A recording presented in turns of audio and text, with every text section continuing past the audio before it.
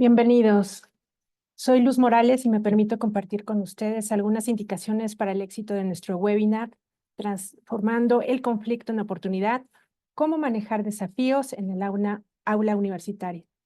Te pido mantener el micrófono apagado, cámara prendida e invito a colocar tu nombre completo para poder identificarte. Por favor, regálanos en el chat tu nombre completo, tu ID y correo institucional para que cuentes con tu reconocimiento de asistencia en el webinar. Para una experiencia óptima, te recomendamos cerrar otros programas en tus dispositivos y asegurarte de estar en un espacio cómodo y tranquilo. Al terminar la participación de nuestra expositora, abriremos un espacio de preguntas y respuestas. El webinar será grabado y estará disponible para su consulta a través de nuestras redes sociales. Al final, te compartiremos una liga con la evaluación del webinar en donde te pedimos nos regales tu retroalimentación. Gracias por tu participación y esperamos que disfrutes del mismo. Comenzamos. Buenas tardes a todos. Soy Laura Angélica Gamboa Bello, directora del Centro de Formación Docente CEFAD, el cual forma parte de la Dirección de Calidad Académica, que a su vez está adscrita a la Vicerrectoría Académica de la Universidad Anáhuac, México. Hoy es un gusto darles la bienvenida a este espacio. Agradezco la presencia de nuestras autoridades, directores, coordinadores, representantes de los CEFAD, profesores de la Red de Universidad Anáhuac, así como los maestros de colegios que colaboran directamente con la Universidad Anáhuac, México. Gracias por acompañarnos. Nos alegra mucho tenerlos presentes para el webinar titulado Transformando el conflicto en oportunidad, cómo manejar desafíos en el aula universitaria. En nombre de la Dirección de Calidad Académica y el equipo del Centro de Formación y Actualización Docente, quiero extender un especial agradecimiento a la doctora Kersel Nayeli García Márquez por aceptar nuestra invitación para compartirnos su experiencia y conocimientos en este tema tan relevante y que nos plantea grandes retos a los profesores. Permítame, antes de comenzar, presentarles una semblanza de nuestra conferenciante. Como niño chiquito. La doctora García es licenciada en Psicología por la Universidad Autónoma Metropolitana Xochimilco, con línea de investigación social. Cursó la especialización en Neuropsicología en el Instituto Superior de Estudios Psicológicos en Barcelona, España. Estudió la maestría en Educación Superior en la Universidad La Salle Benavente y la maestría en Ciencias de la Educación en la Universidad Autónoma Benito Juárez de Oaxaca. También estudió el doctorado en el programa de evaluación educativa por la Universidad Anáhuac Norte. Es diplomada en logoterapia y análisis existencial por DAU Perú. También tiene un diplomado en asertividad y análisis del dibujo infantil por la Facultad de Psicología de La Habana, Cuba. Y en Maker Center Learning por Harvard Graduate School of Education. También se ha diplomado en terapia gestal para niños y adolescentes, así como en trastornos del espectro autista. Y en acción social a través de la política pública. Tiene también diplomados en lectura en la primera infancia por UNAM y cuenta con un máster en dirección y gestión académica por la Universidad Anáhuac, México Norte. Ha sido docente a nivel primaria, secundaria, preparatoria, licenciatura, maestría y doctorado. Es diseñadora de talleres y diplomados en modalidad presencial y virtual. Tiene más de 15 años practicando la psicología clínica, especializándose en la atención a niños y adolescentes. En el ámbito académico, también ha desempeñado funciones directivas y participado como ponente en congresos de educación. A nivel literario, ha publicado en revistas universitarias y literarias, creación poética y narrativa. Es autora de capítulos en colaboración educativa sobre la práctica docente, la didáctica específica, la formación de formadores y de proyectos de investigación. Colaboró como consultora en el área de investigación y gestión académica de la Oficina Central de la Red de Colegios Temperal y es locutora del programa radiofónico Cultura Espontánea. Actualmente es directora de la Dirección de Calidad Académica de la Universidad Anáhuac, México. Nuevamente, muchas gracias, Kersel, por estar con nosotros el día de hoy. Y sin más preámbulos, te cedo la palabra para que comencemos con la presentación. Muchísimas gracias, Laura, y muchísimas gracias a todos ustedes, profesores, colegas, por esta oportunidad de platicar esta tarde, de convivir y, por supuesto, reflexionar mucho. Yo creo que esa es la invitación de esta sesión. Y bueno, pues el título efectivamente es Transformando el conflicto en una oportunidad. ¿Cómo vamos a manejar los desafíos en el aula universitaria? Espero pues sea de su interés y sobre todo muy útil y que puedan aplicar algunas de estas estrategias inmediatamente que tenemos los retos pues de manera continua. Para comenzar me gustaría preguntarles, ¿de qué color vienes hoy? Solamente piensen, quiero que vean esta imagen y pensemos precisamente en este check-in que tiene que ser uno de los momentos prioritarios.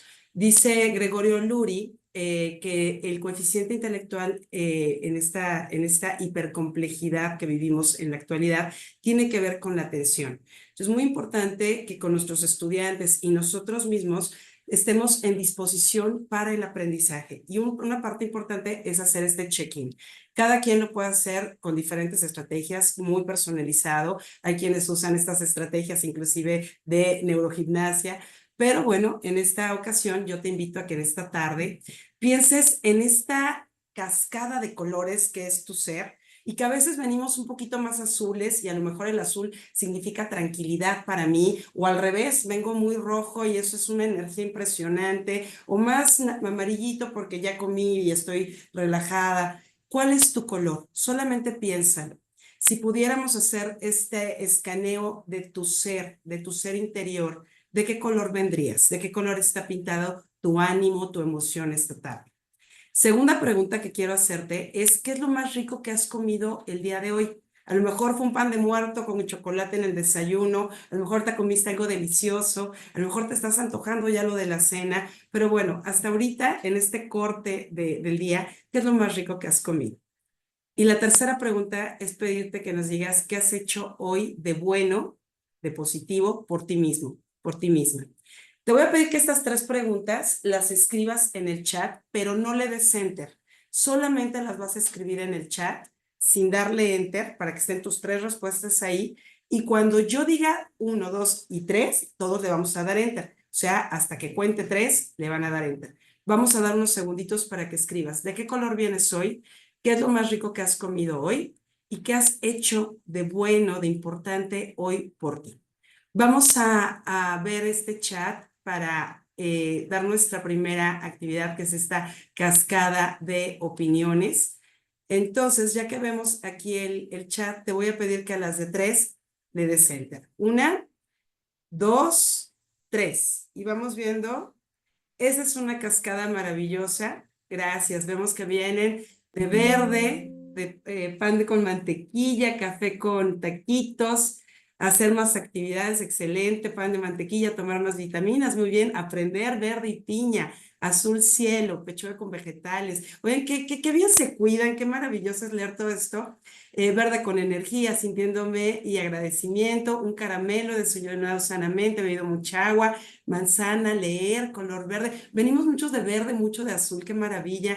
Blanco, helado y respirar, qué maravilla. Verde, chocolate, dar un espacio para distraerme. Viene de blanco, pepito de milanesa, qué rico, y hacer ejercicio. Verde, tacos dorados, comer blanco, espinacas con crema, hice ejercicio, favorito, yoga.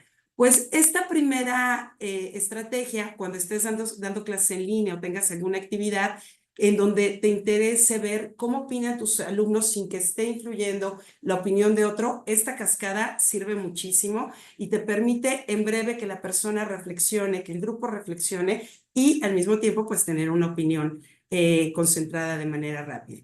Pues qué maravilla, les agradezco muchísimo y nuevamente les doy la bienvenida a esta nuestra sesión porque pues tenemos un objetivo muy claro, que es que al final de esta sesión espero que ustedes puedan identificar y reflexionar sobre algunas estrategias, pero también elementos clave que tienen que ver con los conflictos que vivimos en nuestra aula universitaria con nuestros jóvenes universitarios. Por lo tanto, hoy no nada más vamos a hablar de cómo resolver conflictos, sino de cómo aprovecharlos para desde nuestra misión, desde nuestra vocación docente, volver toda esto una oportunidad formativa de grandes seres humanos, de grandes líderes que tanta necesidad tiene nuestra realidad, como decíamos en la actualidad. Quiero preguntarles, levanten la mano quien conozca a una persona que no tenga conflictos. ¿Alguien conoce a una persona que nunca haya tenido un conflicto, que no tenga un conflicto? Y podemos ver, yo creo que si estamos aquí en el centro, que efectivamente el estar vivo per se nos implica el adaptarnos. Y esto representa continuamente una serie de conflictos. Ahorita todo lo que ustedes ponían de estos maravillosos logros, del pintarse con una emoción de color en el día, el hacer ejercicio, el comer rico, el darnos cuenta de las cosas buenas que tiene nuestro día, implica ya un conflicto, porque no todo es así. Nos enfrentamos precisamente al tiempo, nos enfrentamos a la prisa, a las metas, pero también a los encuentros con otras personas. Y esto por sí mismo ya puede significar un conflicto. Este encuentro nos requiere el adaptarnos, el ser flexibles. Y todo lo que representamos como conflicto puede realmente presentarse como un salto en nuestro desarrollo. El cómo vivimos el conflicto, lo analizamos, pero sobre todo qué cara, qué respuesta le damos a la vida ante el conflicto, es aquello que nos puede dar cuenta de nuestro desarrollo, de cómo estamos creciendo. Por lo tanto, tenemos conflictos en general, pues con la familia, con los amigos, en el trabajo, en el tránsito, con nosotros mismos. La vida en sí implica conflictos. Donde hay vida hay un conflicto. Implica el podernos, como decir, encontrar los elementos que sí nos ayudan a crecer, pese a que todo esté árido. Y de pronto esta imagen, pues yo creo que la hemos visto todos, ¿no? De pronto en la acera, en el lugar más pues rupestre, de pronto puede surgir la vida y eso es maravilloso porque es un recordatorio de la oportunidad de desarrollo que tenemos y máxime como seres humanos. Hablábamos de que también tenemos conflictos internos. El conflicto nace porque hay posibilidades y necesitamos decidir. Por eso es tan importante que relacionemos la oportunidad de encontrar en el conflicto el desarrollo como estas habilidades blandas, como una capacidad también o una articulación de diferentes capacidades, de las powerful skills, de las soft skills o estas habilidades blandas, dependiendo del teórico, pero al final es la oportunidad de encontrar que hay diferentes posibilidades en la realidad que nos estamos presentando, en las proyecciones que estamos haciendo, en los sueños que tenemos, en los deseos que sentimos, y que esta misma mecánica del pensamiento nos lleva a tener de pronto una posibilidad y otra, por lo menos. Y en este sentido, muchas veces lo vemos como dicotómico, ¿no? Algo que puede ser malo o bueno. Y esto nos lleva muchas veces a elaborar juicios, a que nuestras opiniones personales se vuelvan juicios y esto dificulta el conflicto. Quiero pedirles que hagamos esta actividad, que puedan ya sea entrar a Mentimeter con este código, el 38460045, o bien que copien este bit.ly, o bien que escaneen el QR. Y lo que les voy a pedir es que piensen en el conflicto que hayan tenido recientemente con sus alumnos, en el último conflicto que tuviste en tu aula, en tu práctica docente, y que escribas solamente, bueno, ahí hay opción para 3 palabras, pero en este ejercicio de síntesis, que puedas escribir palabras que describan ese conflicto. Vamos a ponerlas ahorita en nuestro Menti, lo voy a proyectar, para que veamos estas respuestas. ¿Cuáles son nuestras opciones? Ahorita les pongo otra vez el código de opciones que tenemos para definir lo que es nuestro conflicto y cómo lo estamos viviendo. Piensa en el último que tuviste y cómo lo vivimos, cómo lo podemos representar con una palabra. Aquí está el código nuevamente. Y ya tenemos nuestra palabra primera, que es distracción. Aquí estamos, voy a presentarlo. Aquí se ve el código 38460045 y vemos distracción, conveniencia, injusticia, empatía, inconformidad, mentira, confusión, flexibilidad, distracción, rebeldía, reglas. Distracción nuevamente, recuerden que con estas lugas de palabras, la palabra que vemos con mayor tamaño representa el mayor número de frecuencias. No sentirme escuchado, qué importante esto. Deshonestidad, inasistencias, conveniencia, inacción, calidad, confusión, poder, mentira, diferencia. Muchísimas gracias. Vamos a continuar haciendo que esta nube crezca. Estos datos nos sirven muchísimo para poder apoyarles y darles más sentido desde nuestra dirección. Pero pues vamos a continuar precisamente con esta reflexión que estamos haciendo. Como vemos, existen, simplemente por el hecho de ya encontrarnos en el salón, diferentes tipos de conflictos.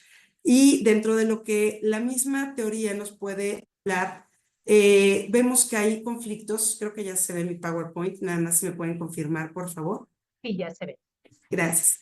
Los principales tipos de conflictos que vamos a encontrar en el aula, sobre todo universitaria, tienen que ver con conflictos entre estudiantes, muchas veces porque no sabemos convivir.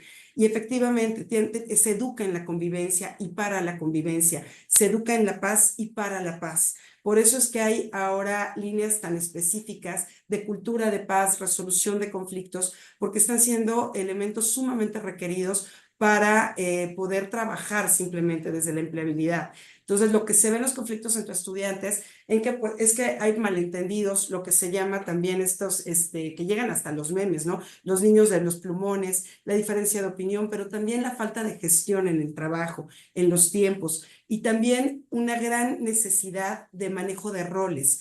Hay una falta de claridad entre lo que se entiende por líder, entre lo que se entiende por responsable, y de pronto en estas gestiones existen muchos conflictos entre los estudiantes. Pero también se da entre los otros actores educativos, que son estudiantes y profesores. Generalmente, y tiene mucho que ver con la nube de palabras que vimos ahorita, tiene que ver con las evaluaciones, con cómo calificaste, confundir evaluación con calificación, confundir la consecuencia con lo que veíamos ahorita, ¿no? O el profesor es malo o me odia y no hay más opciones. Y esto se va, pues ahora, inclusive, aterrizando también hasta la universidad. Antes lo veíamos más en educación básica y ahorita vamos a ver por qué también se ha extendido este tipo de actitudes académicas hasta la universidad. También las expectativas académicas que no siempre son del estudiante, a veces vienen con cargas de presión por parte de los padres, de las becas, de diferentes cuestiones que vuelven estas expectativas académicas hasta platónicas. Hay métodos de enseñanza que también contra los métodos de aprendizaje no son compatibles siempre o al contrario, ¿no? Son disruptivos. Y también hay percepción de los estudiantes que puede afectar para los conflictos que ven con los profesores, como que hay un trato injusto con otros alumnos o hay favoritismo, lo que les decía, o le caigo mal o es un mal profesor, son las condiciones más generales.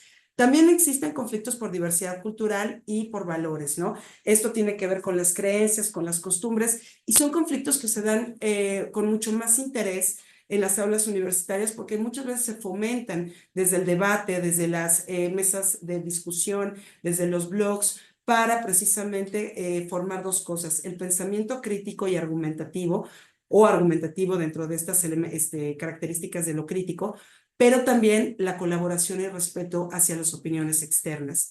Hay otros conflictos que se generan por el burnout. Recuerden que también en nuestro ámbito educativo, esto de sentirnos quemados como docentes, pero también los estudiantes lo vivimos mucho y de pronto nos encontramos dos personas con el cortisol altísimo, con el estrés a flor de piel, y pues esto nos llena de presión por cumplir con fechas, con entregas, con cuestiones tanto de administrativas por parte del docente como por entregas para el estudiante, que aquí encierra algo muy importante también dentro del conflicto estudiante-profesor.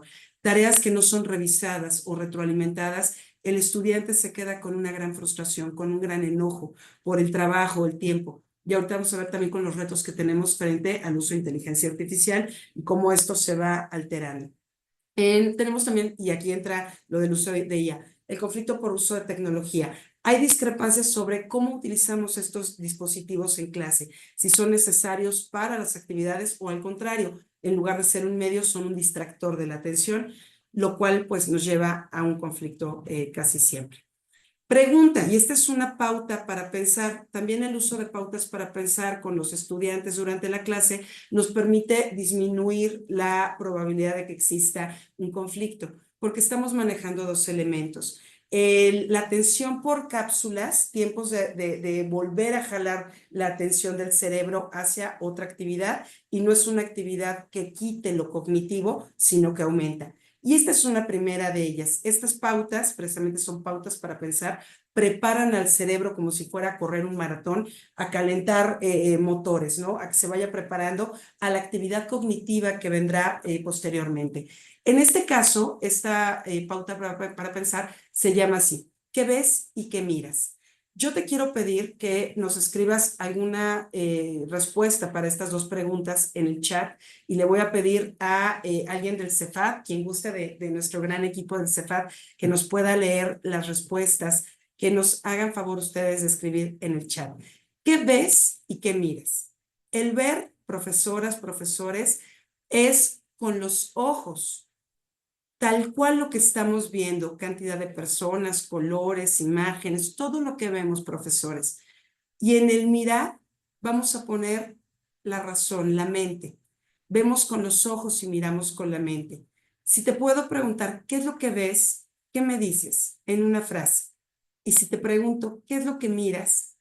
¿Qué podrías responder? ¿Tenemos ya alguna respuesta por ahí en el chat? No, todavía no. A ver. Esperamos, o alguien que quiera abrir el Dice, micrófono, sea bienvenido. Sí, fotos de gracias. arriba, profesores cerrados y aparentemente atentos. Veo gente reunida, generaciones distintas de alumnos.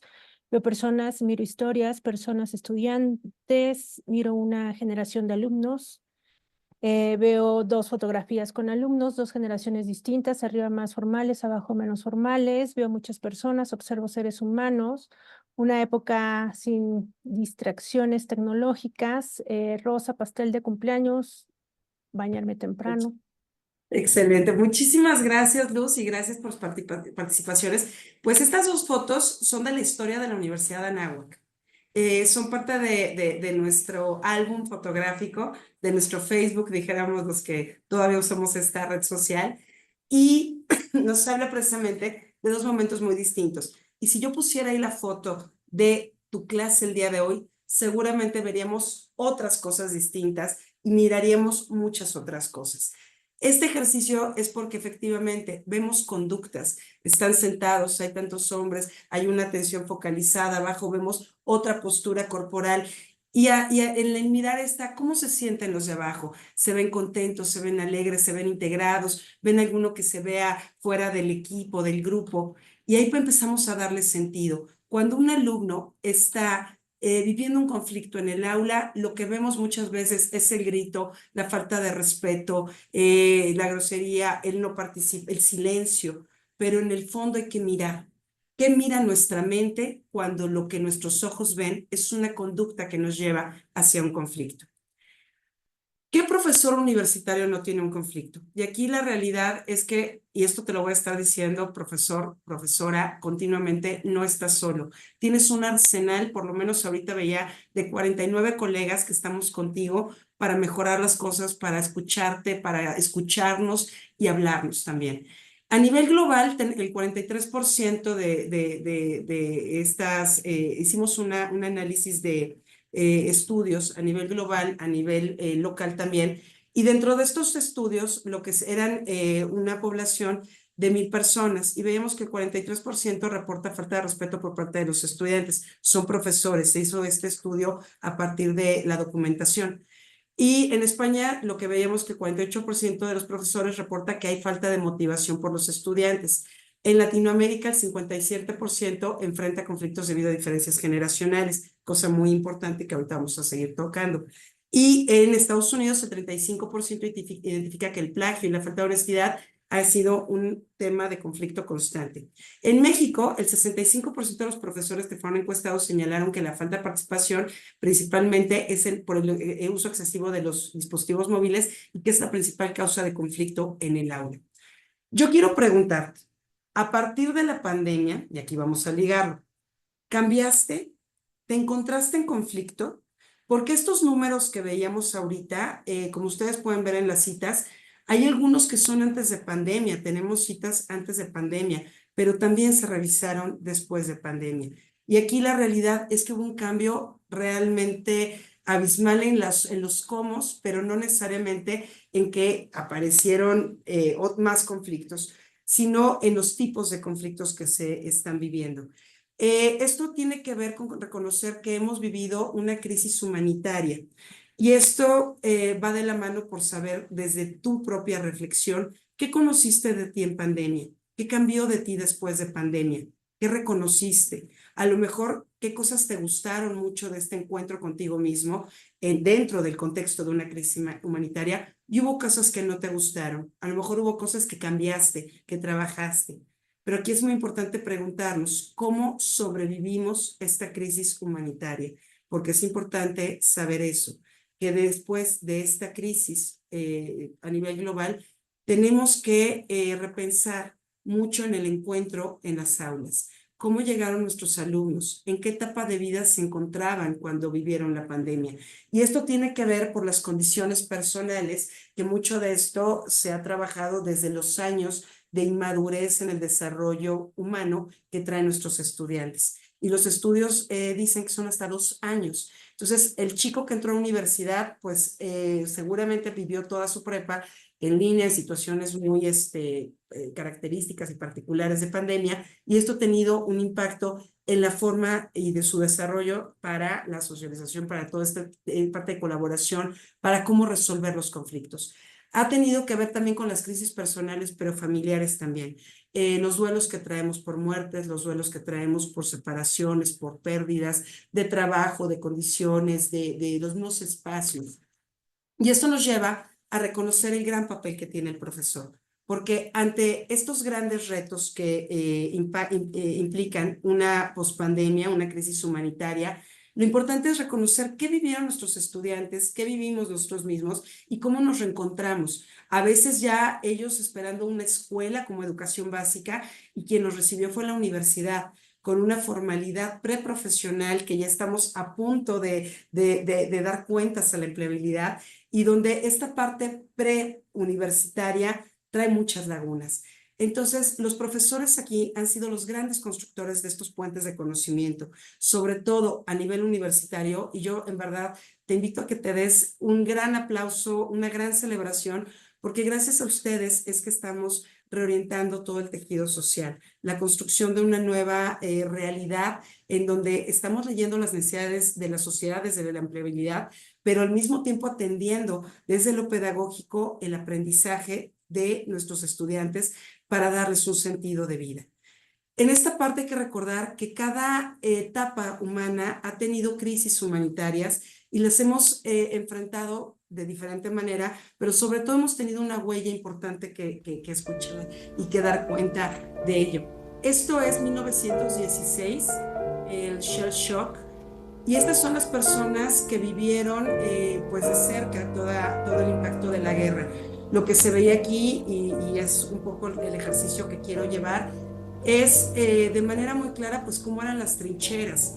Hoy por hoy seguimos en ambientes bélicos, seguimos con retos sociales, donde mucho de esto tiene que preguntarnos, ¿no?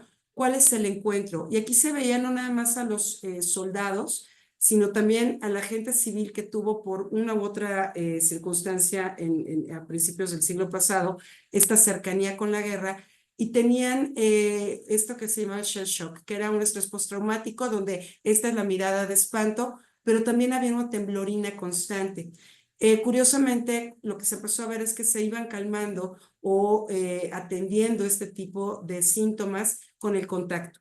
Cuando el médico, la enfermera, los voluntarios llegaban y tocaban a la persona, poco a poco había una estabilidad donde también iban dejando de temblar. Así de importante es el contacto, precisamente, la ayuda, la cercanía. Hoy por hoy, efectivamente, no es que estamos hablando de que nuestros estudiantes han estado en las trincheras. Sin embargo, la cercanía que hemos tenido a escenarios bélicos, escenarios de catástrofes, también ha dejado un impacto en nuestro cerebro, en nuestra alma, en nuestra mente y en general en nuestro ser. Esto es lo que les decía, el contacto, el tocar al otro, el cómo formamos este vínculo es curativo. Y esto no es nuevo. Tenemos huellas de estrés postraumático a partir de la pandemia en diferentes medidas y como sociedad, y es importante que lo trabajemos. Parte de ello en la actitud académica es que lo vemos en este antes y después. En cuestión de conflictos en el aula se ve la falta de participación. La participación cayó en un 75% después de pandemia. El plagio y la deshonestidad académica, insistimos, hubo también este boom abierto de las aulas, que antes de pandemia era cómo dejamos afuera de aquí el celular, el Facebook, todas las redes. Aquí hubo una situación de tener que abrirlas indiscriminadamente muchas veces y atender los límites desde otra perspectiva mucho más flexible e inclusive laxo.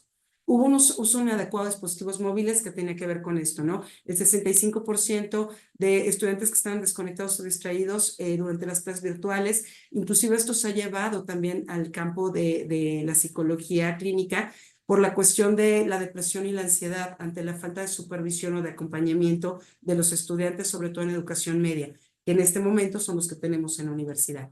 También un incremento en el desinterés y la falta de motivación y la falta de preparación tecnológica. En este caso, los profesores pues, son los que más han reportado experimentar conflictos con los estudiantes por el uso tecnológico y que esto nos ha llevado también a replantear el uso ético. En cuestión general de estos datos, es que el 48% de los estudiantes reportan que el tipo de conflicto que viven es la falta de motivación por parte de los profesores, que a veces confunden enganche con motivación.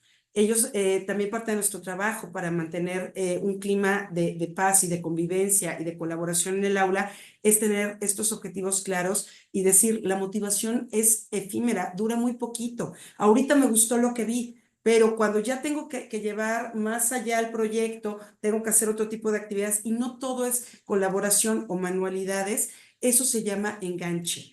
El enganche es el compromiso que tengo con el proyecto, aunque no esté motivado, aunque esté cansado, aunque tenga errores, aunque tenga que practicar más. Es importante que los estudiantes aprendan a diferenciar cuando están motivados, aun cuando tienen este grado de compromiso, de engagement. También dicen que el 57% tiene que ver con el estrés académico, con la presión por parte de los docentes, de los trabajos, la falta de comunicación entre profesores para saber qué tanto les estamos pidiendo o qué tanto podemos aprovechar oportunidades transversales de proyectos, de evidencias, de productos para optimizar el esfuerzo del estudiante. El 35% dice que vive desigualdad en el trato o favoritismo. Esto es muy importante porque hay que recordar que muchas veces lo que se vive en el aula es un reflejo de también el comportamiento social y en esta reproducción, ¿no? Y en este sentido, pues hay que ver si somos una sociedad de relaciones, cómo se vive esto también en el aula y cómo lo están viviendo los estudiantes como sujetos y agentes políticos, pero también cívicos. El 65% dice que hay una desconexión emocional, una falta de empatía nuevamente con el docente y el 50% que hay una baja eficacia pedagógica. Estos profesores centrados más en lo magisterial, en la exposición y sobre todo el uso. Aquí es muy importante reconocernos en nuestro uso de la tecnología. ¿Suplí el pizarrón por el PowerPoint o estoy usándolo crítica estratégicamente para optimizar el aprendizaje de mis estudiantes?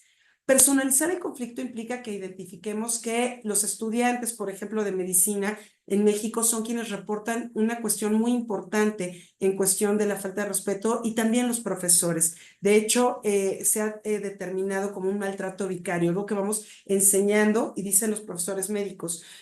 A mí me maltrataron en la universidad, me enseñaron con maltrato en el hospital. Muchas veces el miedo que tengo es que estoy replicando esto con mis estudiantes, pero es una cuestión real que se vive este fenómeno. También hay conductas disruptivas por parte de estudiantes, hay comportamientos que son respuestas, son signos de que están aburridos, de que no entienden, de que no se sienten útiles para el proceso cognitivo o pedagógico o de aprendizaje que está ocurriendo. Si el estudiante no tiene claro cuánto tiempo tiene, qué tiene que hacer, puede causar más bien disrupción. Un cerebro aburrido se va a entretener en otra cosa y un cerebro que tampoco encuentra dirección va a buscar cómo conseguir, y muchas veces se lo va a dar, aunque sea desde lo disruptivo.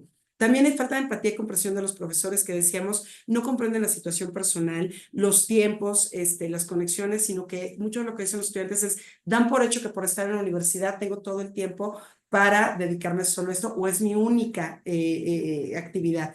Aquí lo que comentan los profesores es, no, sabemos que no es la única, pero debería ser la prioritaria. Aquí importa saber quiénes son nuestros estudiantes, qué realmente están viviendo. Muchos tienen cuestiones de trabajo extra, también por estas dobles funciones dentro de la casa, más lo laboral en empresa, más lo académico. Y esto no tiene que ver con quitar exigencia académica, sino por cuidar la calidad académica a partir del entendimiento de la persona. Entonces, estos datos lo que nos lleva realmente es saber que el conflicto pues siempre duele, pero no siempre es negativo, sino que es una oportunidad que nos da la vida en el aula para poder desarrollarnos nosotros como profesores y también nuestros estudiantes. Yo sé, y la verdad es un gran orgullo compartir esta maravillosa profesión de docencia con colegas como ustedes, que son tan expertos en la parte disciplinar, es decir, en su profesión. Y yo creo que a veces los que más nos nutrimos son los que estamos acompañándolos por poder disfrutar de tanta expertise y tanto conocimiento que tienen ustedes. Sin embargo, a veces lo que nos pueden enseñar los alumnos tiene más que ver con nosotros mismos, con a lo mejor el manejo emocional, con la paciencia, con la gestión de tiempos. A veces entramos al aula también como docentes a aprender algo que no tiene que ver con un contenido o que no tiene que ver con un programa, sino que tiene que ver con la vida. Entonces, aquí hay que preguntarnos qué se tiene que aprender del conflicto que vivimos, pues muchas veces con los estudiantes. Y por ello es importante saber qué es un conflicto. El conflicto tiene tres elementos principalmente. Uno, el vínculo. No puedo tener un conflicto con alguien que no estoy vinculado. Por eso es que ahí tenemos que ver, ¿y por qué me causa conflicto? Pues porque es mi estudiante, porque me importa su aprendizaje, porque tenemos objetivos en común que lograr, por cuál es el vínculo que tienes con tu estudiante o con la persona que es un conflicto, porque lo maravilloso del tema es que lo podemos traspolar también a nuestra vida personal. Luego viene el problema, el que me está causando conflicto. Y aquí es bien interesante porque tenemos que entender también lo que está viendo la otra persona. Por eso la imagen de aquí del otro extremo del triángulo. Depende tus zapatos, depende de dónde estés posicionado. Muchas veces esta parte la decía Freud, ¿no? Donde la novela del neurótico es dependiendo de dónde vivimos cada quien. Si soy el hijo mayor, el del medio, el Benjamín, ¿quién está hablando del conflicto? Y el problema que viene de este vínculo, de esta relación que tengo con otro, y que este vínculo no es tan fácil de romper. En el caso profesor-alumno, pues vas a haber sido su profesor toda la vida. Durará lo que dure la materia, pero el impacto, eso es lo que tiene un eco grande. Y luego viene la música, el cómo se habla del problema. ¿Qué hay alrededor? Nos fuimos a tomar un café para hablar del problema, nos gritamos a la mitad de la calle, cómo se está viviendo el problema, cómo se habla, cuál es el ambiente en donde estamos desarrollando ese conflicto. En primer lugar, el vínculo, como les decía, es una relación, es algo material. Puede ser un matrimonio, puede ser docente laboral, un vínculo laboral, de amistad por un territorio, de alianzas, etcétera, con los condóminos, etcétera. Es el porqué inicial, es el por qué tengo que ver al otro como parte de mi día a día, por qué me vinculo con él, porque si pudiera decidir, a lo mejor no lo quisiera ver, pero aquí hay un vínculo que existe y tenemos que trabajarlo. ¿Por qué es importante en este vínculo tu mirada? Vamos a ver rapidísimo este experimento.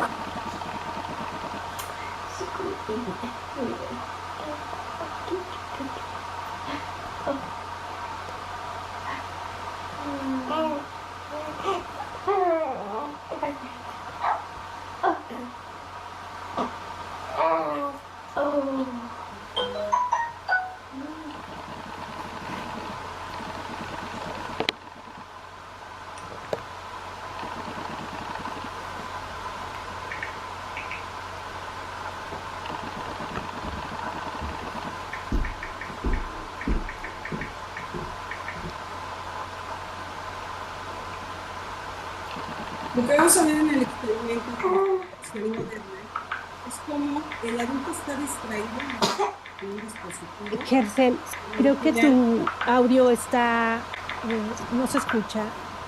Si nos ayudas a bajar para poderte apreciar. Gracias. Sí, ya te escuchamos. Le Gracias. voy a quitar el volumen porque realmente no hay mayor contenido de audio en el video. Lo que vemos es precisamente esta situación de distracción. Cuando hay dos personas que están vinculadas, y aquí se ve claramente con un bebé, este experimento, esta es la versión moderna, originalmente no había un dispositivo entre el bebé y la cuidadora, sino era simplemente no hacer ninguna cara. Es poner poker face y no te hago ni un bien, mal, nada. Y el bebé lo que empieza a hacer es a desesperarse. Generalmente empieza a gritar, empieza a mover las manitas enfrente del cuidador para atraer la atención. Aquí lo importante es que esto no se queda con las primeras etapas de desarrollo. Estos son nuestras células, nuestras neuronas espejo, buscando empatía, buscando una respuesta del otro en todo momento. En esta importancia, cuando tú como profesor no le regresas una mirada, y la mirada puede ser en retroalimentación, en evaluación, en el saludo, en el te estoy viendo, en el algo pasa cuando tú no vienes a clase, es muy importante y le impacta al estudiante. Dentro de los focus groups que hemos estado haciendo, también ha salido dentro del discurso de los estudiantes la importancia de la puntualidad. Hay muchos que dicen, yo sé que mi profesor siempre llega a las 7:38. Y efectivamente, yo observando clases, ay, sí, sí, llegó a las 7:38. Pero ellos lo entienden cuando es algo constante, porque lo que me explicaban ellos era, es que el profesor viene de tal lugar, entonces siempre son estos 7 minutitos que se tardan en llegar. Entonces, es confiable el profesor. ¿Por qué? Porque es algo constante, ¿no? Entonces, lo que yo veía, que me pareció maravilloso, es que ya tenían una actividad de ellos para empezar en esos 7 minutos en lo que llegaba el profesor. Era una estrategia dentro de la planificación para cuidar ese tiempo que podía parecer una desatención, una impuntualidad. Cuando hay una ausencia de un arreglo, de una, pues sí, de una dirección, es campo de, ustedes saben, pues fruto de conflicto, porque no hay una tarea, porque no hay un para qué. Aquí lo que vemos es precisamente que ya después del vínculo, pues viene el problema. Y la visión que tenemos de la realidad y que dependa de dónde estoy parado, de esta subjetividad, es realmente lo que causa el problema. El problema no es que exista, lo creamos como el tiempo. El tiempo no es que podemos poner unos segundos aquí, son creaciones humanas y por ello está tan implícita la cuestión subjetiva. La respuesta que da el cerebro cuando no puede resolver algo es el otro es malo o el otro está mal. No hay tantas opciones, el cerebro lo trabaja de manera muy rápida. Y esto es importante porque al final, cuando buscamos tener razón, es un otro conflicto, porque al final todos, en el mundo en que razonamos, podemos tener razón. Y somos seres psicobiosociales, psicológicos. Primero está la emoción, mi psique, mi manera en que estoy interpretando esta situación, y luego viene la lógica. Soy ser primero psicológico. Y en este sentido, hay una percepción que puede tener el profesor y otra muy distinta que puede tener el alumno. Yo les quiero pedir que me pongan un like ahí en su reacción si ven a la mujer joven, un corazón si ven a la mujer anciana o un aplauso si ven a las dos. ¿A quién ves? Un like si ves a la mujer joven, un corazón si ves a la mujer anciana y un aplauso si ves a las dos. No sé, Luz, si ahí vemos las participaciones. Sí, se están bajando las manitas, pero por ejemplo la maestra Carla, Itzel, Noemí, Norma, Juan están levantando el pulgar, el maestro Carlos aplaude, la maestra Maggie aplaude, Maravilloso. la maestra Isaura manda corazoncitos. Maravilloso. Pues la tarea un poquito es encontrar a las dos en esta figura. Mil gracias, Luz. Como decía el profesor Carlos, que ya aplaudió. Hay quienes vemos aquí precisamente el cabello de la joven, el sombrero de la joven con unas plumas, el ojito de este lado, la naricita, pero habemos quienes al revés, vemos a una señora con un abrigo que le está cubriendo casi la cara, nada, se le ve la boca. Esto que sería la cara de la joven sería su nariz y su ojo. La realidad es que están las dos imágenes ahí. La realidad es que el cerebro es impaciente y quiere respuestas rápidas. Por eso no se pone el alumno a pensar, ¿será que el profesor tiene razón? ¿Está viendo en mi formación más integral? Él lo que va a ver es si estás contra él o si estás equivocado. Es lo más sencillo. Y entonces vamos a pensar en que esta es una gran oportunidad de autodescubrirnos, porque vamos a requerir para la resolución de los conflictos en el aula universitaria toda la madurez del formador. ¿Por qué eres docente? Pensa en 2 segunditos, date este ratito para autodescubrirte nuevamente. ¿Qué es lo que te mueve para ser docente? Yo sé que a lo mejor ya eres un excelente arquitecto, un excelente abogado, un excelente pedagogo, pero además tu vocación, esta vocación divina, que yo la significo mucho así, te dibujaron para ser docente y no cualquiera es maestro, no cualquiera es capaz de enseñar como lo haces tú. ¿Qué te motiva? ¿Cuál es tu motivación? ¿El aprendizaje, tu carrera, tus estudiantes, el sentirte feliz? ¿Qué? ¿Quiénes son tus referentes? ¿Cuál fue tu mejor maestro y cuál fue el que dices, en mi vida lo querría volver a ver? ¿Y qué haces con todas estas respuestas? ¿Quién está al centro de tu clase? ¿Está tu alumno? ¿Están las actividades que tú quieres hacer? ¿Está el contenido? Y aquí lo importante es reconocer que en el vínculo está la vocación profesional que quiere lograr tu estudiante y tu vocación docente. Eso es lo que nos hace encontrar. Y aquí hay un ejercicio importante, saber cómo eres, cómo te sientes, cómo te comportas cuando algo pasa. Esta es la rueda de las emociones. Y no es lo mismo decir, me siento desquiciado, a me siento pacífica, me siento desesperada, me siento ansiosa. La verdad es que como adultos muchas veces no hemos aprendido a identificarnos en todas estas emociones, nos quedamos en las de intensamente, ¿no? En este centro de las básicas, pero somos hipercomplejos también en nuestras emociones. Hay veces que me siento pobre, me siento enfadada, me siento detestable y son importantes porque hay variantes como en estas tonalidades y lo importante es ver qué conducta, cuál es mi disparador, cuál es mi catalizador para entonces irme directamente a la herida, irme a la humillación. Y esto mismo le pasa a tus estudiantes. Ya como adultos que nos estamos encontrando, unos, pues en el caso de ustedes, profesores, pues con mucha más madurez y más experiencia en este camino de la adultez que ellos, que además traen 2 años de atraso, que además traen situaciones, pues que seguramente compartimos, pero complejas y difíciles en la familia.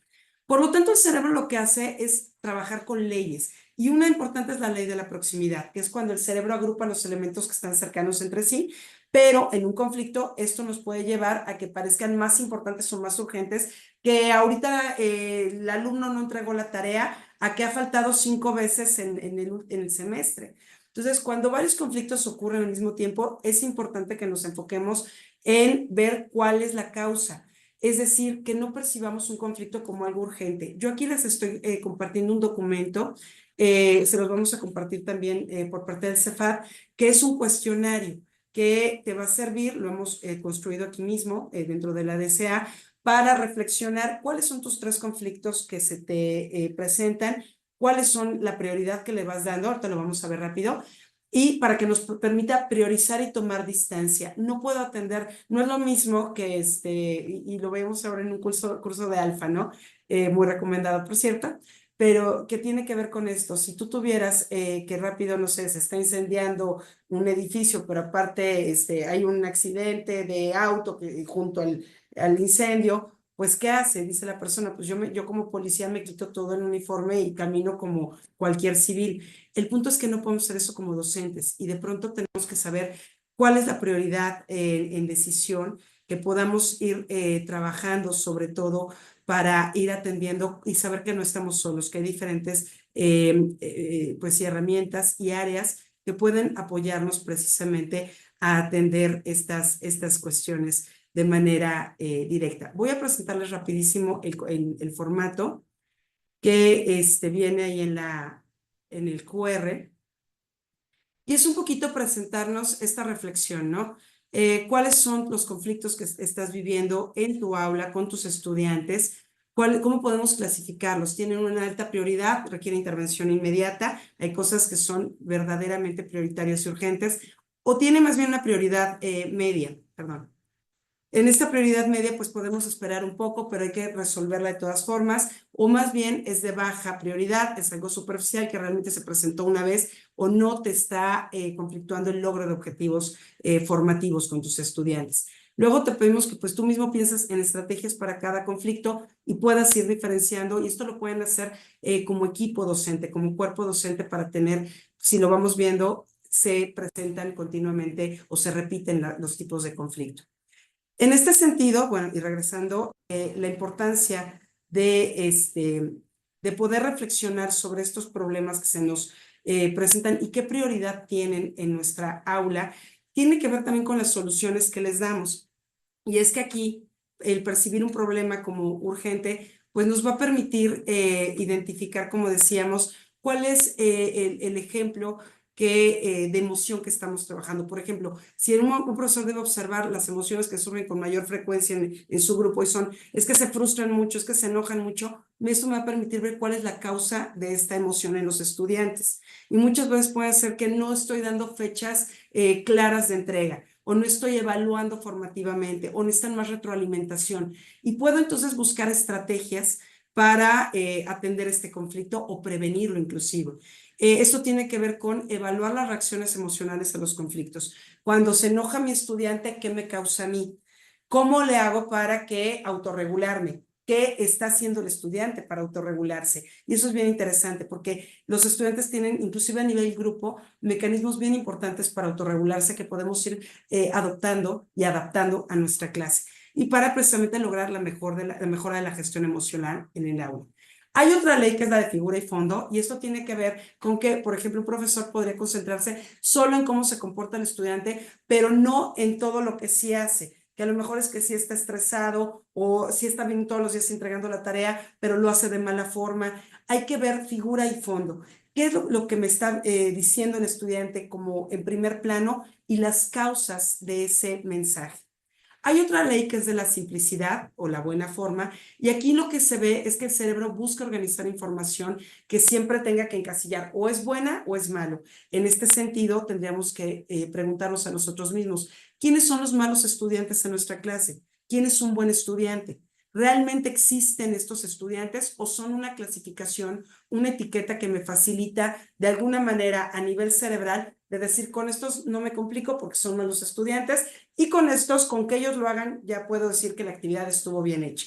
Y a veces, insisto, no es por una mala intención, es que el cerebro y la manera en que pensamos acostumbramos a cerrar estas formas, ¿no? Igual que la ley de la continuidad. Cuando empezamos a ver que hay continuidad en acciones y entonces decimos, es que este alumno ya es conflictivo porque me generó un conflicto hace 2 semanas, seguramente ahorita lo va a volver a hacer y vuelvo a usar estos efectos Pigmalión, ¿no? De poner etiquetas. En la ley del cierre también es como, por ejemplo, cuando vemos que el profesor o los estudiantes ya sacaron conclusiones. Es un mal profesor, es un buen estudiante, la clase es aburridísima, está mal diseñada y no vemos el total o más bien la suma de los elementos, no nada más en el total, sino también por individual, sino que causamos conflicto porque tenemos consecuencias o tomamos consecuencias muy rápido. También está la ley de la semejanza, donde el cerebro tiende a agrupar aquello que es similar y decimos precisamente estos comportamientos que como profesores vemos y decir, pues es obvio que sea tan buen estudiante si se junta con este grupito de otros compañeros. O al revés, ¿no? Poner estas etiquetas sobre el trabajo. Es obvio, ya ni lo voy a calificar porque es obvio que va a estar mal si me ha entregado 50 trabajos malos. Entonces, a partir de tener claro cómo el cerebro maneja con facilidad la resolución del conflicto, pero no siempre para un cuidado del vínculo, es importante que nos preguntemos, ¿cuál es el entorno? ¿Cuál es la música que lleva el mensaje de la resolución de tu conflicto en el aula? Y eso tiene que ver con el entorno, con el ambiente. A veces cantamos canciones o nos gustan, tarareamos, que no sabemos claramente la letra, pero es la música lo que nos impacta, lo que nos hace vibrar. Y esto también tiene que ver con el cerebro, porque a nivel límbico nuestro cerebro se emociona y un cerebro emocionado es un cerebro que aprende. Por ello es muy importante reconocer que nuestra misión institucional y nuestra visión se relaciona con cómo resolvemos conflictos en la clase de manera integral. Tiene que ser con respeto, centrado en la persona, también en tu persona. Por eso ponemos estas manos. No es tu alumno solo, es tu alumno contigo. Lo más importante para que se logre un aprendizaje significativo y de calidad ocurre en el vínculo con el profesor. Y claro que va a haber conflictos. Lo importante es cómo lo resolvemos y cómo crecemos en el vínculo a partir de ese problema. Y esto es con la música. Recuerda que algo que aprendimos en la pandemia tiene que ver con que va Maslow antes que Bloom. Nos importa mucho Bloom y vamos pensando, ¿qué vamos a hacer para que el alumno recuerde, memorice, comprenda, aplique, analice, evalúe, cree? Pero luego no nos preguntamos, ¿y tiene sus necesidades físicas completas? Esto tiene que ver con la hidratación y no quiere decir que les des 15 minutos para que salgan a tomar agua, sino que reflexiones con ellos y a veces simplemente preguntar esto, ¿qué es lo más rico que comiste? Y ya pensamos, no he comido, no he desayunado y mi cerebro lo primero que come es glucosa y un cerebro que no viene bien alimentado no está en disposición para poner atención. Por eso es que si vemos antes que Maslow, que Bloom, perdón, a Maslow, podemos ver que si está temblando, por más que yo esté dando la superclase, súper entretenida, primero está su bienestar, primero está la seguridad. Tiene amigos, tiene con quién colaborar, sé cómo están trabajando mis equipos, porque eso tiene que ver con la necesidad de pertenencia. Y si yo estoy en un equipo donde no me hacen caso, donde hay bullying, donde no hay claridad en la repartición y gestión de las tareas, no estoy teniendo completa la necesidad de pertenencia, necesidad de reconocimiento. Hiciste una retroalimentación, no todo es celebrar, es reconocer. Y los alumnos muchas veces agradecen, y lo han dicho, el que también les digas las áreas de oportunidad. No quieren que solamente les digamos que todo está maravilloso, es cómo poder ser mi mejor versión. Y por eso ellos encuentran la necesidad, al igual que nosotros, de autorrealización. Por lo tanto, hay que pensar qué hacer antes del conflicto. Y antes del conflicto hay muchas opciones que nos pueden llevar a un buen acuerdo con los estudiantes. Aclarar cuáles son los roles y las expectativas que tenemos de la clase. ¿Qué esperas tú de tus estudiantes? ¿Qué esperas de ellos como futuros profesionales? Que ellos sepan claramente que tienes grandes expectativas sobre ellos. Eso impacta mucho en la parte psicológica. Que hay un fomento del diálogo y la negociación, que hay flexibilidad y hay cosas innegociables, pero no lo vas a decir tú, lo va a decir el reglamento, lo va a decir los acuerdos que tienen desde su propia voz como adultos en formación. Y la herramienta para referencias de mediación. Esto es el pacto didáctico. Cualquier aula debe tener una base de pacto didáctico, el que él quiera aprender y el que tú quieras enseñar. Por eso hay que saber que se puede aprender a convivir. Hay que educar en acompañar a nuestros estudiantes en procesos para convertirse en esas personas maravillosas que van a ser buenos compañeros, van a ser amables padres de familia, parejas, amigos. Todo eso también viene con tu gran ejemplo, porque por eso eres profesora en Anáhuac, pero lo hacemos en la convivencia. El aprendizaje de paz, de la cultura de paz, de resolución de conflictos, no es teórico, es haciendo y es en el desarrollo de la convivencia. Por eso es que hay que prepararnos y sobre todo sugerencias y pedirte que nos incluyas como cómplices de esta maravillosa opción de vivir una cultura de paz y de resolución de conflictos, aceptando el conflicto y entendiéndolo, es que establezcamos qué queremos en la clase con nuestros estudiantes, qué quieren ellos y cuáles son los objetivos, que sepamos quiénes son y podamos diseñar con instrucción diferenciada, que planifiquemos estratégicamente. Eso te va a ayudar muchísimo a evitar conflictos. Que haya evaluación formativa, que haya retroalimentación estratégica, que permitas que observen tu clase e invites, y tú también te propongas como observador de clase estratégico, porque eso es lo que permite un gran cambio, que lo que hago lo estoy enfocando en hacerlo con calidad y con calidez, en hacerlo bien, en hacerlo con sello Anáhuac. Y la formación docente estratégica, en qué quieres optimizar más tu talento, en qué quieres desarrollarte más, porque tenemos una gran variedad, pero sobre todo hechas a la medida para tu talento, para tus necesidades y tus intereses. Y aquí la palabra clave es lo estratégico, en ser grandes estrategas para resolver el conflicto con nuestros estudiantes. Alcanzar el estado de flujo, que también es tema de otro taller, pero queríamos compartirlo ahorita, tiene nuevamente que ver con las tareas que tus estudiantes tienen que hacer. El conflicto surge muchas veces por esta matriz, esta intersección que se da entre cuando estoy haciendo algo que ni cuenta me doy de que está pasando el tiempo, de lo entretenido que estoy, que tiene mucho que ver con ese engagement, y cuando me dejas tareas para las cuales no tengo claridad, no tengo la capacidad porque no he tenido suficiente práctica autónoma o contigo como formador. Esto me crea un estrés que mejor rechazo la tarea y te digo, ahí te quedas con tu tarea, no hago nada, estoy en burnout. Y por otro lado, cuando me pones tareas sumamente fáciles, lo que hago es que las acabo rapidísimo y entonces también me lleva a un momento de aburrimiento. Aquí hay que buscar un equilibrio entre las habilidades y los desafíos que tiene que ver con qué tareas dejas con la clase invertida, y también aquí es comercial para nuestro curso de Flipping the Class. Hay certificación también aquí en Cefat para podernos concentrar totalmente nosotros, pero también lograr esto con el estudiante, con el grupo como ente vivo, y tener esta sensación de que él está controlando su aprendizaje. Por lo tanto, hay que preguntarnos cómo estamos retroalimentando, y esto tiene que ver con el arte de la negociación. ¿Qué vas a mejorar? ¿Cómo preguntas en el feedback? ¿Cómo solicitas que él quiera ser retroalimentado aunque lo vayas a hacer, tenemos que asegurar la apertura. ¿Cómo un ser específico? No puedes llegar a criticar toda una casa, hay que buscar una cosa que quieres mejorar y también hay que reconocerlo, es como un sándwich, pensar la tapa del sándwich tiene que ser algo positivo y eso también nos ayuda a reconocer al estudiante y a que nos autorregulemos, por más molestos, desesperados que nos sintamos. Así sea el punto de la I que está bien, hay que reconocérselo en ese momento. Luego viene la carne del sándwich, qué cosas puede mejorar.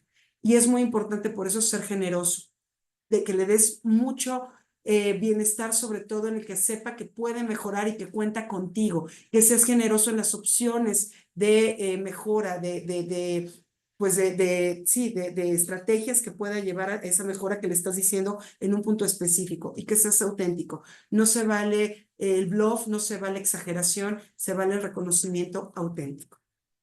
¿Y qué pasa después del conflicto? Porque ya vimos antes, durante, pues esta parte del flow, también trabajar esta negociación, la retroalimentación, la escucha activa, por eso tenemos 2 oídos, una boca, para primero escuchar 2 veces y al último hablar. Este es un tip rapidísimo. Cuando tú estás discutiendo con tu estudiante y uno de los dos no guarda tiempo, espacio, silencio, después de que el otro terminó de hablar, hay que volver a plantear el argumento. ¿Por qué? Porque cuando no hay ese silencio, es que el cerebro estuvo pensando en qué responder o cómo contrapuntear sin haber escuchado al otro. El silencio es muy necesario. El ruido, igual que el ruido didáctico. Entonces, después del conflicto que viene, pues nuevamente cuidar el vínculo. Y aquí algo importante es restablecer el diálogo abierto. Facilitar esta conversación en un ambiente seguro, puede ser en el mismo grupo, puede ser por diferentes formatos, puede ser por una nota, pero hay que fomentar la confianza, el entendimiento mutuo. Se vale decir, me enojé, estuve desesperada, lo que haya sido, pero hay que hablarlo. No somos perfectos, pero somos perfectibles. Y hay que proporcionar esta retroalimentación constructiva, como lo acabamos de ver con el sándwich. Ahora se maneja el grab de la retroalimentación, que también es tema de otro taller. Hay que practicar la empatía y el perdón, mucho el voluntariado, mucho esta parte de darnos al otro. El involucrar al estudiante en la solución del problema. No existe retroalimentación ni resolución del conflicto si tu estudiante no se comprometió consigo mismo con algo, con un acuerdo, con algo que él quiera, una acción concreta, un objetivo concreto, medible con seguimiento en el tiempo. Hay que dar refuerzos positivos, pero también ser muy estratégicos y objetivos. Hay que señalar el error, pero también poner opciones y recursos para enmendarlo. Y hay que desarrollar estos acuerdos mutuos. Después del conflicto viene el acuerdo, viene el perdón y viene tu liderazgo. Aquí viene este boomerang, porque cuando entramos al aula precisamente no nada más enseño, al mismo tiempo recibo mucha enseñanza. Bien lo decía Paulo Freire, no hay docencia sin licencia. Y aquí hay una frase muy popular que es, el primero en aceptar es el más valiente, el primero en perdonar es el más fuerte, pero el primero en olvidar es el más feliz. Después del conflicto, el primero eres tú como líder, eres el que pone todas las condiciones para que tu estudiante aprenda a resolver conflictos de manera segura, confiable y, ¿por qué no?, hasta feliz, para buscar la mejora continua de su calidad, pero también de su calidez dentro de la parte humana. Recuerda que no estás solo, eres nuestro superhéroe, eres quien puede hacer posible todo lo que se vive desde los documentos, desde las palabras, pero tú eres quien lo hace acción. No estás solo, es conflicto, cada conflicto es nuestro, es parte de todas las áreas transversales que estamos en la universidad trabajando por y para ti. Y por ello, pues decirte muchas gracias por ser quien eres, por hacer lo que haces, que nadie podría hacerlo mejor que tú, y por estar aquí en tu universidad, en tu casa Anáhuac, y recuerda, todos a quien la deseas somos tus aliados. Invítanos a ser cómplices de esas ideas, de tus pasiones, porque compartimos ese mismo interés y esa misma pasión. Nos interesas, nos preocupas y sobre todo queremos darte esas opciones que puedan hacer más feliz y más fácil lo que hacemos diariamente. Con esto, pues terminamos este webinar. Muchísimas gracias y dejamos abierto para lo que gusten.